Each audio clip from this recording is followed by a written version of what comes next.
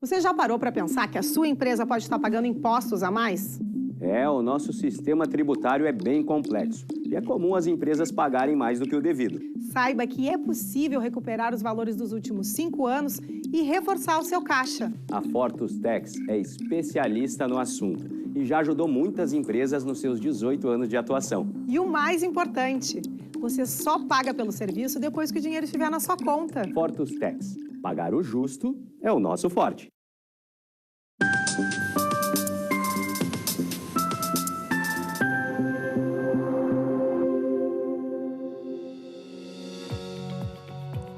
Olá, está no ar o programa Papo Certo de hoje. Comigo, Amanda de Oliveira e João Custódio. Olá, sejam bem-vindos. Hoje o nosso assunto é gestão de crises. E para falar sobre esse tema está aqui conosco o Dr. Tiago Cripa Rey, especialista em advocacia empresarial e tributária, sócio e fundador do escritório Cripa Rey Advogados. E ele que vai esclarecer e orientar sobre como preparar e gerenciar conflitos, tanto profissionais como pessoais. Boa noite, Dr. Tiago. Muito obrigada pela sua presença aqui no programa de hoje.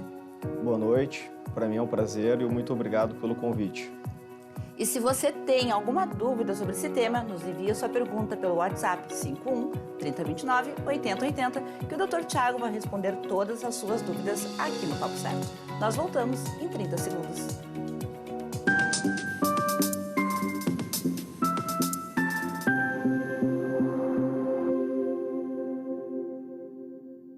Tá difícil encontrar o profissional certo para a sua empresa? Precisa de alguém detalhista para aquela vaga no financeiro? Quem sabe um criativo para o marketing? Ou ainda, alguém focado em resultados? A Fortus RH utiliza técnicas de seleção e processos estruturados, realizando entrevistas, aplicando provas e testes específicos. Tudo isso para buscar a pessoa certa para a vaga certa. Fortus RH. Conectar pessoas é o nosso forte.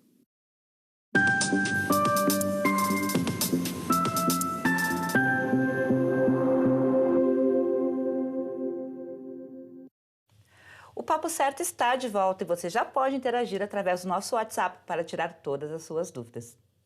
Dr. Tiago, estamos vivendo um período pós-pandêmico, né, e que impactou o mundo todo e ainda reflete, principalmente na vida social e financeira das pessoas e das empresas. Como agir nesse cenário de incertezas?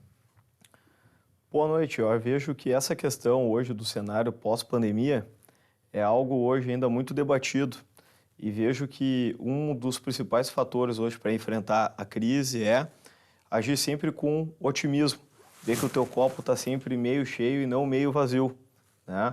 Buscar soluções que sejam inovadoras, que tu faça o enfrentamento com garra, determinação, né? Que esse momento ele vai chegar a um ponto onde vamos superar e chegar aí sim num outro cenário social e econômico já desenhado e delimitado.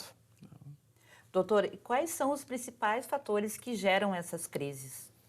Eu vejo que um dos principais fatores, dentro da nossa experiência, que gerou a crise econômica na pandemia e pós-pandemia, são as questões de suprimento dentro das indústrias e dentro do varejo. Houve uma mudança na cadeia de fornecimento em todos os níveis da indústria nacional e também internacional, que impactaram nos custos lá no produto, lá no consumidor, né?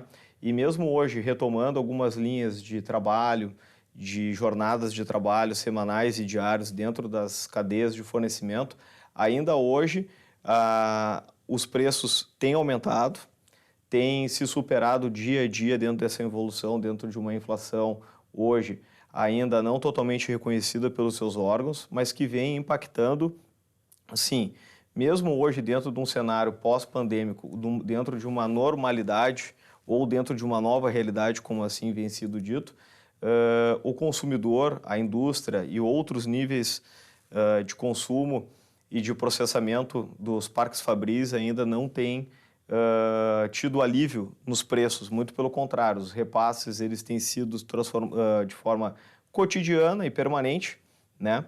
Então, o cenário ainda não teve uma estabilidade econômica e principalmente de políticas claras econômicas e financeiras. Perfeito, muito Essa obrigada. questão da inflação ainda é mundial, né? Um fenômeno mundial, né? No Brasil e no mundo todo está sofrendo por conta dessas falta de insumos, né? Exatamente. E percebe-se que a inflação ela não é somente um privilégio do Brasil, mas também internacionalmente. Se tem essa prova, vamos dizer aqui dentro do Brasil, pelo nível de exportação que o Brasil vem atingindo, remetendo seus produtos dentro de uma política cambial, né, aplicada pelo governo, mas que vem impactando na majoração dos produtos internos, porque tem sido mais atrativo fazer as exportações do que comercializar dentro do mercado interno. E isso é um dos sinais, inclusive, da inflação internacional. Doutor, como a economia e a política internacional e até os seus efeitos climáticos podem interferir na gestão empresarial? É preciso estar atento a esses fatores externos também? Eu entendo que hoje o Brasil, no contexto não somente pós-pandemia, mas também num contexto, vamos dizer, de uma guerra na Ásia, né? Ele tem que estar, todo e qualquer empresário, de todo e qualquer segmento, de todos os níveis, eles têm que estar muito atento a todas as oportunidades que o Brasil pode acessar no mercado internacional, principalmente pela ampliação do mercado para poder atingir outras economias e ter maior competitividade, inclusive buscando melhores preços e melhores condições para a alocação dos seus produtos nos mercados consumidores. Ou seja, esse pode ser um fenômeno de acessar outros mercados consumidores, não somente o mercado brasileiro, o que com certeza reverterá boas divisas e bons resultados para o empresário que estiver atento. Eu estava conversando com uma empresária esses dias que ele fez uma grande venda de produtos agrícolas, né, de commodities para a Rússia e fez todo o investimento para a venda desses containers, né, e acabou não recebendo, porque entraram as sanções econômicas, né? E ele acabou não recebendo. Então é importante essa questão de estar antenado no cenário mundial, porque pode impactar aqui, né?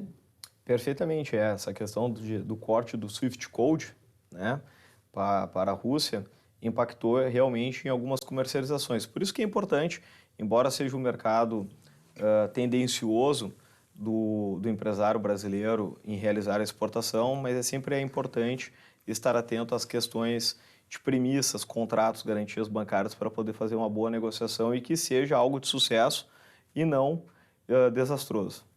Doutor Tiago, e quais são os segmentos mais suscetíveis a esses conflitos? Aos conflitos após pandemia, eu vejo que está principalmente dois grandes mercados, a indústria e o varejo. A indústria porque ainda a cadeia de suprimentos não foi totalmente estabelecida, as indústrias tiveram que mudar a política de trabalhar com poucos estoques e passar a elevar os seus níveis de estoques. Isso, com certeza, impactou o seu fluxo de caixa, a necessidade de recursos. E na outra ponta está o varejo, que tem um fator muito importante, que são os fatores locatícios. A questão do impacto do IGPM nas locações foi realmente muito desastrosa para que o empresário possa ter uma porta aberta ao seu público consumidor para fazer a venda das suas mercadorias e, obviamente, a questão do consumidor na ponta em ter que selecionar dentro da sua economia familiar e pessoal questões sobre alimentação, o que é essencial, o que é supérfluo, questões de planos de saúde que foram impactados realmente pelo IGPM, que isso sim é um índice que vai ter que ser feita uma nova adaptação pós-pandemia e que era grande regulador de preços no mercado. E impactou também não só as locações das lojas, mas também nos imóveis residenciais também, nas locações residenciais também, que impactaram na economia das famílias também. Perfeitamente colocado. Eu vejo que a gestão de crise ali, ela é na família, a questão da locação, né? Já existiu um ditado popular que sempre se diz que o aluguel come a mesa da família, não é mesmo? E eu vejo que nesse cenário pandemia e pós-pandemia, com o extrapolamento da correção do IGPM, foi algo que impactou e muitas famílias estão tendo que buscar alternativas de outras residências, de repente residências mais distantes dos seus trabalhos e dos seus eixos de convivência para poder reorganizar a sua receita familiar. Mas nesse caso, né, doutor, reorganiza onde mora, mas aí tem aquele custo a mais com o transporte. Então, daqui a pouco acaba ficando elas por elas também, né? Exatamente. E esse, como bem colocado, a questão do setor dos transportes, né? É também um setor que vem muito assolado pela crise, que vem paulatinamente passando alguns reajustes, mas que nesse caso específico o consumidor ele vem pagando um preço cada vez a maior, né? E há realmente um desequilíbrio. Embora vá buscar talvez uma residência mais distante, mas vai ter um custo bem maior também com o transporte. Doutor Tiago, quem é o responsável pela gestão da crise empresarial, da empresa? Quem que é o responsável? Eu vejo que essa é uma boa questão para ser abordada pelo seguinte: o grande responsável pela crise ou pela decisão da crise é o gestor da empresa, é o seu boarder, é o empresário, é a figura do empresário. Mas essa figura do empresário, no mundo em que se vive, ela não deve caminhar sozinha nessa análise. Então, quem é o grande responsável é o tomador da decisão. E o tomador da decisão é as assessorias financeiras, jurídica, os conselhos de administração, os assessores, os contadores. Esse corpo decisório é que é responsável pelas tomadas de decisão boas e ruins na condução da empresa, no enfrentamento da gestão da sua crise. E, doutor, por que é importante se prevenir de possíveis dificuldades? Como poderia se preparar para que isso não aconteça?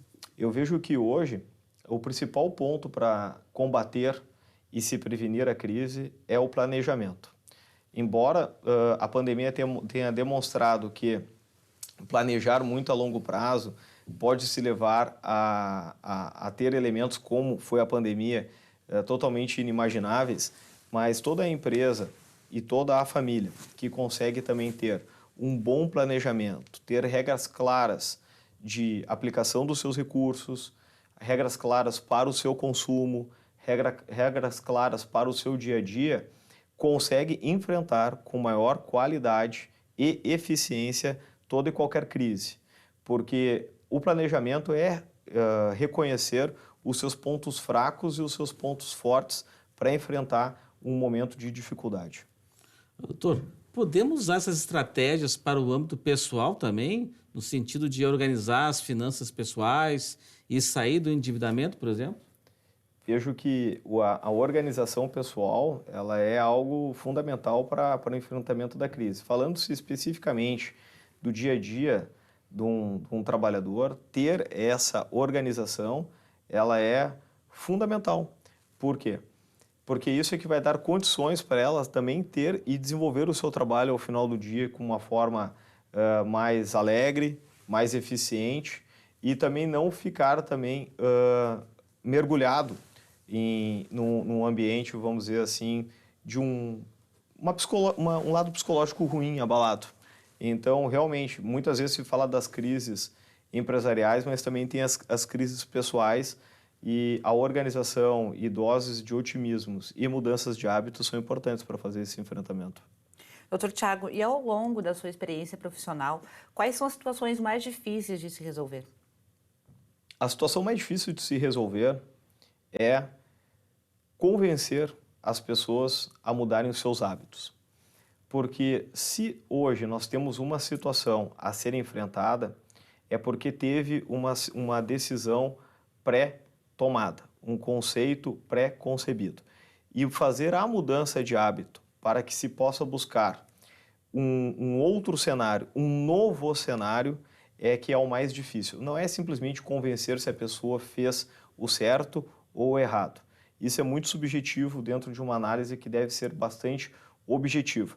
Mas para buscar uma saída, nós devemos ter práticas claras, diferentes daquelas que nos levaram até ter a crise. Então, obviamente, existe uma autorreflexão, uma meia-culpa, mas também realmente olhar para o horizonte e ter hábitos que impactem mudanças efetivas, mudar o seu comportamento perante a crise. É aquilo que eu comentei no início, é ter um otimismo, ver o seu copo, por mais vazio que ele esteja, sempre meio cheio, porque não adianta a gente também entrar numa espiral negativa de culpabilidade. e sim buscar meios que se tornem efetivos para proporcionar e alavancar essa mudança que se faz necessário, e aí ela parte realmente por mudanças efetivas de comportamento e de decisão. Realmente, mudar hábitos não é fácil, né? Seja no nosso dia a dia, sei lá, de fazer atividade física, de comer menos doce, assim, são exemplos básicos, né? Nas decisões empresariais e pessoais financeiras também é assim, né? Para mudar um hábito é difícil. Se me permite, é algo assim, muitas vezes você chega naquele empresário, naquele border decisório, mas por 20 anos eu fiz assim, sempre deu certo. Perfeito. A vida ela é dinâmica e para que os negócios possam se perpetuar, também temos que buscar inovações, bons exemplos, e isso também parte por mudar a nossa postura perante o mundo. O mundo ele muda todos os dias, a empresa tem que mudar todos os dias. E essa mudança é se desapegar de velhos conceitos e buscar conceitos novos, mas dentro da sua própria linha de raciocínio, dentro daquilo que se acredita, que é aquilo que fez o empresário chegar até aquele momento. O que às vezes se precisa é pequenas lapidações, pequenas mudanças que, se somadas, vai trazer o impacto e o resultado que se necessita. Podemos dizer, então, que o segredo do sucesso é o planejamento e a inovação. Exatamente. E vejo que sem isso não se consegue, e ter a cabeça aberta a não desacreditar daquilo que sempre se acreditou, mas de promover mudanças dentro das suas necessidades para se buscar um novo resultado. Vejo que a mudança do hábito ela é essencial para ter a superação da crise. Muitas vezes não é só trabalhar mais, não é só cortar gastos, não é só limitar o uso do cartão de crédito, mas sim mudar hábitos, é buscar novos fornecedores, é buscar outros meios. Nós faremos um rápido intervalo e já voltamos com o nosso Papo Certo. Fique aí com a gente.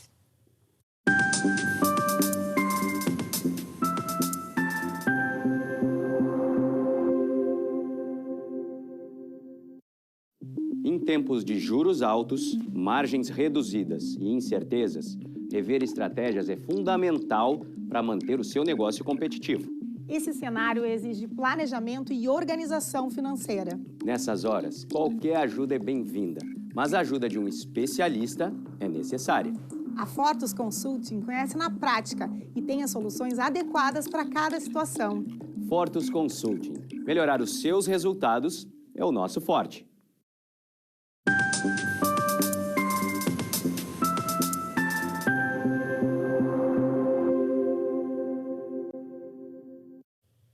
Voltamos com um Papo Certo, lembrando que de segunda a sexta, às 8 da noite, estaremos ao vivo aqui e contamos com a sua audiência. Você pode nos seguir nas redes sociais e enviar a sua pergunta através do nosso WhatsApp 51 3029 8080. Tiago, tem situações mais fáceis ou um preparo melhor, um conhecimento melhor que poderia ter sido evitado uma crise? O que poderia ter sido feito, assim, para um exemplo aqui? Eu vejo assim, essa é uma pergunta que se faz, infelizmente, quando já se está na crise, né? Mas eu vejo que uma das questões que podemos fazer para evitar a crise, ou melhor, se colocar no enfrentamento da crise, é o planejamento. E isso hoje, no mundo complexo que se vive, se faz obrigatoriamente necessário se buscar consultorias eficientes, que não façam promessas, mas que seja a moeda delas a eficiência. Então, o que eu vejo é o planejamento, olhar as questões de uma maneira fria e imparcial, deixando que as emoções fiquem um pouco de lado e que nós possamos aí sim buscar técnicas para fazer esse enfrentamento. E isso, obviamente, o empresário ele tem que compartilhar os longos anos de experiência que ele tem com o seu border, e o seu border ali, que são as assessorias, o contador, o advogado, o administrador, o financeiro, imprimir a sua técnica e traçarem aí sim, em conjunto, o melhor caminho para a empresa. Essa é a melhor estratégia, porque ninguém conhece melhor a sua empresa do que o seu empresário. Mas uma assessoria eficiente faz a lapidação dessas decisões. E agora chegou a hora de responder as perguntas dos nossos telespectadores que já tinham enviado para o nosso WhatsApp e que também estão enviando agora para a gente aqui ao vivo. O telefone 6921 perguntou: como as empresas que estão em gestão de crise devem se comportar? Quais os principais conselhos que o Dr. Tiago daria ao gestor? Eu vejo que uma empresa hoje em crise, o primeiro passo que ela deve fazer não é somente sair fazendo cortes de pessoas ou corte de despesas. Pode cortar carne, né? Exatamente. Eu vejo que o primeiro momento é ele olhar para dentro da empresa e ver quais são as pessoas com quem ele pode contar, quais são os seus colaboradores que efetivamente vestem a camisa, quem pode entregar um pouquinho mais. E aí sim, se dar as mãos a essas pessoas, porque são as pessoas que fazem ou que podem promover a mudança daquele cenário ruim. Então eu vejo que um primeiro passo é olhar para quem está ao seu lado, quem são as pessoas que podemos contar e a partir daí dar os primeiros passos em frente. Eu acho que esse paralelo pode ser para a pessoa física também, né? Para a pessoa física. Olha quem está no seu lado, a sua família aí, para poder ajudar, um amigo também, né? Exatamente. Dentro desse contexto, eu vejo assim, o marido olhar para a sua esposa, ou a sua esposa olhar para o seu marido, né? Pedir o auxílio dos filhos, daqueles integrantes daquele seio familiar, porque são só eles os capacitados a ter atitudes para mudar o cenário negativo em que se encontram. Então eu vejo que uma crise ela pode ser superada por excelentes técnicas, por ajustes com os fornecedores, com o capital de giro dado pelo banco, sim, mas ela sempre vai passar pela união das pessoas em prol daquele objetivo maior. Doutor, e uma situação de crise em que os cortes são inevitáveis, o que deve ser priorizado? Eu vejo que deve ser priorizado sempre, sem dúvida, ao longo de muitos cases que nós já enfrentamos, é pagar os colaboradores sempre em dia. É chamar eles à mesa, contar a verdade, traçar metas alcançáveis, agir com transparência absoluta e convidar a eles a mudar aquele cenário e fazer um enfrentamento de uma forma coletiva para que aquela coletividade se transforme como uma unidade para impulsionar aquela solução que se precisa ser feita. Isso é coragem. Muito bem. Vamos ler mais uma pergunta aqui, então, que acabou de chegar. A Maria Helena de Porto Alegre diz que tem uma empresa e se endividou muito durante a pandemia. Demitiu funcionários e teve que cortar os gastos. Mesmo assim, se afundou em empréstimos e juros e não sabe por onde começar. Como que ela faz para começar a colocar as contas em dia, então, doutor? Olha, essa é o nosso dia a dia e poderia dar uma sugestão bastante simples para ela. Numa planilha, ela coloca todas as despesas que ela tem correntes do mês. Numa outra planilha, tudo aquilo que ela deve. Ela tem que fazer com que essa empresa dela dê para pagar o dia a dia dela, o dia de hoje para frente. Aquilo que ficou para trás, que são os empréstimos, endividamentos, reclamatórias trabalhistas, execuções de banco e etc., ela tem que buscar um enfrentamento do diálogo, de tentar encontrar com os seus credores um caminho que seja construído de parte a parte, em conjunto, né? Mas priorizando aquilo e aqueles que estão com ela e acreditando na atividade dela no dia de hoje, ou seja, os seus trabalhadores, seus atuais fornecedores, as pessoas que estão dando o seu capital de giro no dia de hoje. Os demais, buscar o diálogo e ser algo muito transparente. Aquele que também tiver um diálogo mais próximo e também nos ajudar, vai acabar recebendo antes. Essa é a prática, né? Doutor, e quando é preciso repensar, ressignificar a marca ou os seus produtos? Vejo que isso para uma crise é bastante importante. Vejo assim, quando se tem um produto, né, que ele ocorre à venda somente pelo critério preço, porque ele é o mais barato ou porque ele tem a melhor condição, eu vejo que esse deve ser tido como um sinal amarelo para o empresário. Ou seja, algo no produto dele está sem uma atração, porque um dos elementos de um produto é sim o preço. O outro é a qualidade, conforto, segurança, credibilidade, histórico, procedência, ISOs e metros e etc. Mas quando o produto passa a ter a competitividade meramente pelo preço, eu vejo que a empresa tem que buscar um novo significado para o seu produto, buscar um diferencial. Nós já estamos indo, então, para os momentos finais do nosso programa e as perguntas que não forem respondidas aqui no ar, então, serão respondidas logo após o término. Quais as medidas jurídicas de apoio ao empresário estão disponíveis para auxiliá-lo durante a crise? Eduardo, de Porto Alegre. Assim, Eduardo, e dirigindo assim diretamente a você. Quando uma gestão de crise não tem bula, não tem algo pré-determinado, está bem? Deve ser dito cada caso no seu caso e ficamos à disposição daí para fazer uma complementação no momento oportuno. Então, eu quero aproveitar para agradecer o Dr. Thiago Cripa-Rey pelos esclarecimentos e também por ter aceito o nosso convite. Nós que ficamos honrados com o convite e sempre à disposição. Obrigado pela sua audiência. Lembrando que o Papo Certo é reprisado de segunda a sexta às 7h30 da manhã, aqui na Ubra TV. Nós voltamos amanhã ao vivo para mais um Papo Certo com a nossa colunista, a doutora Giovana Vargas, e a convidada, a doutora Raquel Mack, cirurgiã dentista da Clínica Oral Brasil Implantes Canoas, para falar sobre doença periodontal. E se você tem alguma dúvida, pode já enviar aqui a sua pergunta para o nosso WhatsApp, 51 3029 8080. Até lá!